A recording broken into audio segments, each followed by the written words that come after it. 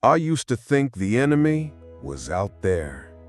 The people who doubted me, the ones who laughed when I said I had a dream, the ones who rolled their eyes when I talked about building something different. I thought the haters were the problem, the critics, the competition, the ones who got ahead while I was still figuring it out. But I was wrong. The enemy was never out there. The enemy was always in here, inside me. See, it wasn't the world that held me back. It was the voice in my head, that soft, persistent whisper that said, "You're not ready. You're not good enough. What if you fail again? What will they think of you this time?" That voice didn't yell. It didn't shout. It just sat there in the back of my mind, planting seeds of doubt like weeds in a garden I hadn't learned to protect. The truth is, I lost more battles to myself than to anyone else. I talked myself out of opportunities. I sabotaged my own progress. I compared. I complained. I procrastinated. I said, "I'll start tomorrow." I said, "I'll wait for the perfect time." I said, "Maybe this just isn't for me." But it wasn't the world that stopped me.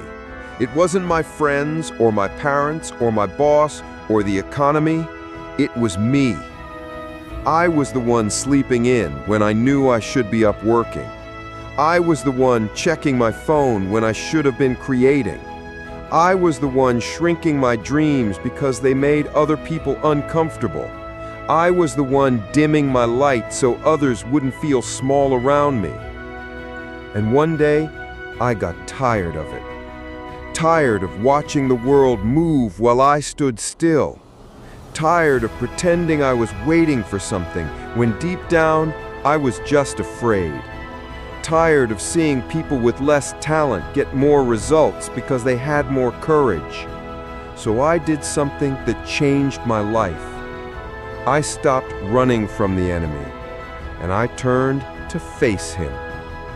I looked into the mirror, really looked, not at the face I show the world, but at the eyes of the man hiding behind excuses, the man who played it safe, the man who wanted everything but was willing to risk nothing, the man who blamed the world instead of owning his choices.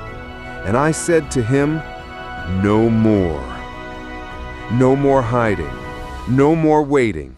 No more being my own obstacle." I decided that day that the enemy wouldn't win again.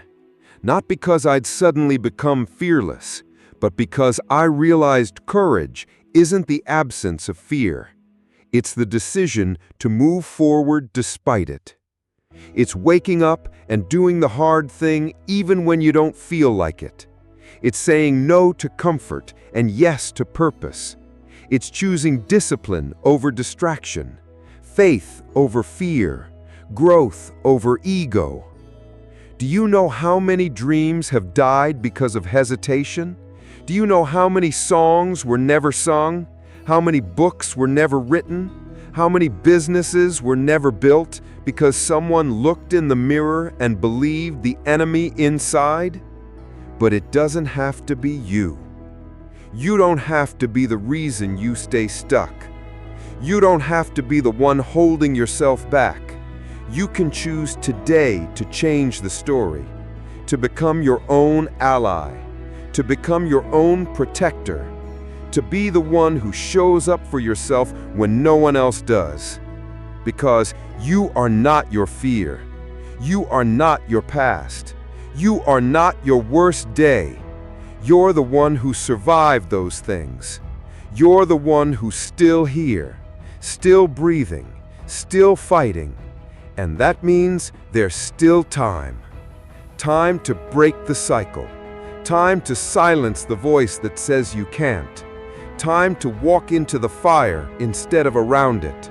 Time to stop asking for permission and start building the life that sets your soul on fire. But let me warn you, The enemy doesn't die easily. He evolves, he learns, he disguises himself as being logical. He wears the mask of being realistic.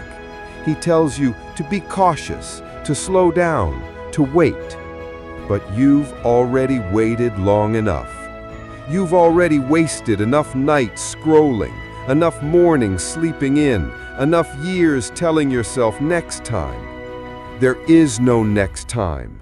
There's only this time, this moment, and what you choose to do with it. So if you're tired of being stuck, if you're tired of wondering what your life could have been, if you're ready to take back control, then face the enemy. Look him in the eye. Tell him you've had enough. Tell him he doesn't get to win this time. Not because you're fearless, but because now you understand something powerful. The enemy is you. And that means so is the hero.